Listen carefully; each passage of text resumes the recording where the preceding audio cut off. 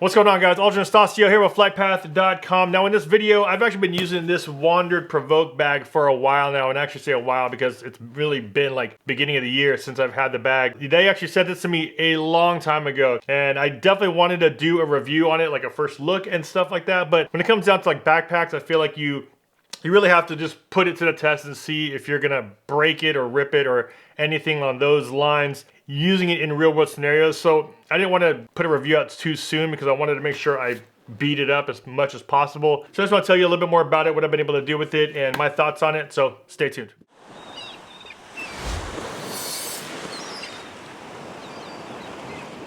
And if you guys are new to my channel, my name is Wandrd. I do a lot of drone tech tips, tutorials, and product reviews right here. So if that's something that interests you, consider subscribing, also hitting that like button, and also hitting that bell to be notified when I post new videos. Now, I came across Wandrd when I actually went to my local camera stores. I was definitely looking for a new backpack. I was a big fan of the in-case. I'm still a big fan of the in-case DSLR bag, but for some reason I kept ripping a specific portion of the zipper on that bag. It happened twice.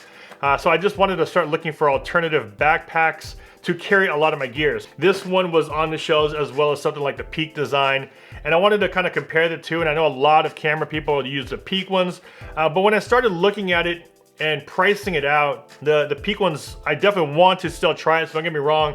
But for some reason, when I pieced it out, everything came as like modular sets. So it was like the backpack was a couple $100, but it didn't come with a camera cube. That camera cube was another, I don't know, 50 to $100 or something like that. I'll make sure I get the accurate prices and list those down below. But at the end of the day, it ended up being like a really, really expensive bag.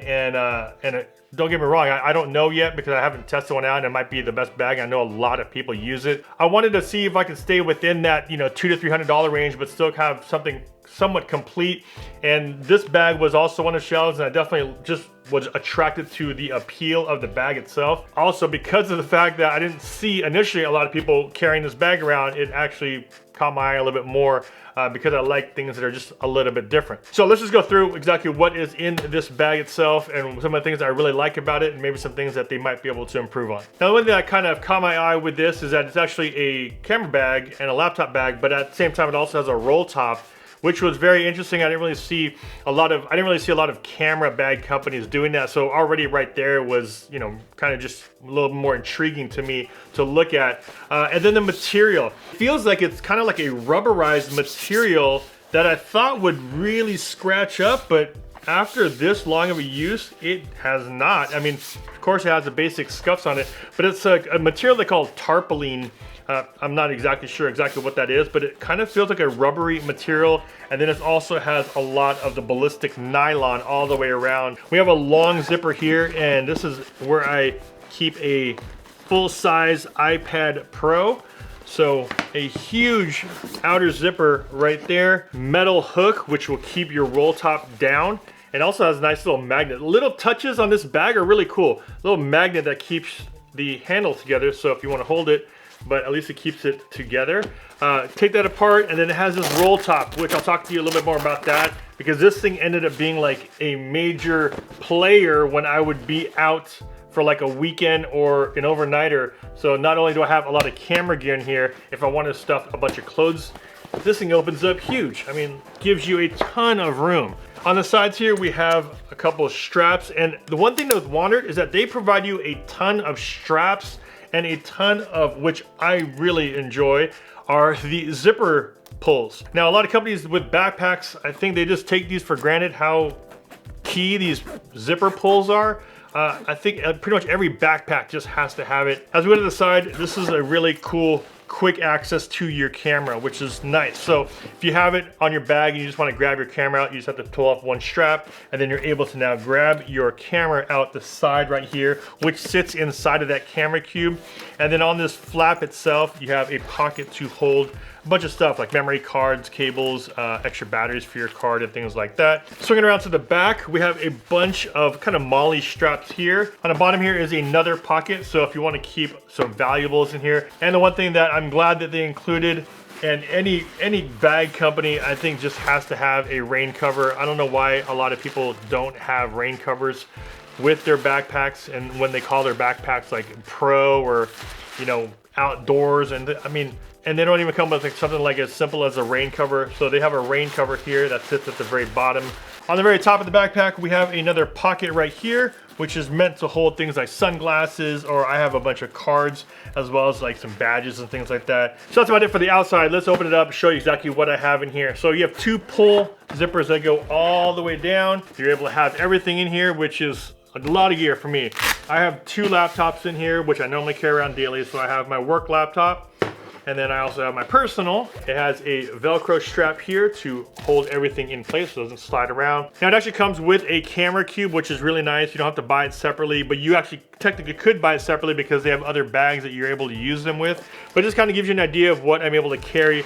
Right now I just have my Sony a6400. I have my microphones, I have external power, I have a bunch of my lenses and my lens filters here, NAR box, as well as an external light. So I have another light here. And then here up top is the access to what you would put in the roll top. And I'll talk to you a little bit more about that. Little mini tripods, Insta360 stick, and things like this, where I have my Osmo Action. And then if I want to access or put more stuff in here, I can just do it through the roll top, and you can really stuff a ton of gear in there. For instance, right here, I'm going to be going to this camera camp where I'm going to want to ideally try to pack everything that I'm going to need while I'm out there in my bag. And that's when I'll bring something like this, which is the Ghost Scope case.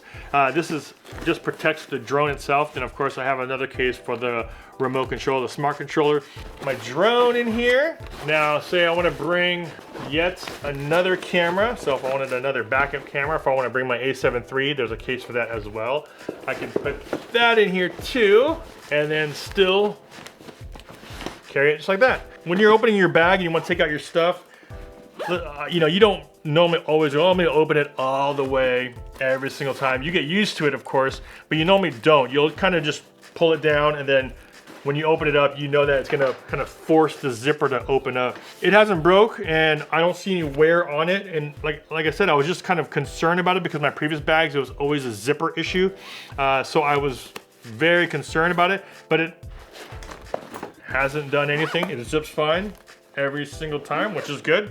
But I think that if they had maybe one more small pocket or something on this area right here where I'm able to put another set of small things, memory cards, batteries, anything that's kind of more flat, it would have been nice if they had something on the inside, because the only thing that they have here is this back one, which works well, like I said, and I think just side one right here. And the only thing I thought of when I was packing this up really tight is that if I have a lot of stuff in these pockets here, then it's going to be pressing up against my camera. Nothing too major, because there is a liner here, so I'm not too worried about it, but it was just like, okay, well, now you have a bunch of stuff kind of like right here where your back of the camera is. And there it is, guys. This is the Wandrd PRVKE bag. This is one I've been using for a while now. Highly recommend this one. So of course, if you're actually doing research like I was, looking for different options as far as camera backpacks go, maybe consider just looking at it. Of course, do your research, see what else is out there. I definitely want to try a bunch of other backpacks on the market and see if I can kind of compare this one with those, and I'll make sure I do some follow-up videos with you. Of course, product links to this bag as well as my gear will be down below in the video description, so make sure you guys check those out if you're doing your research like I was. As always, a like would be appreciated.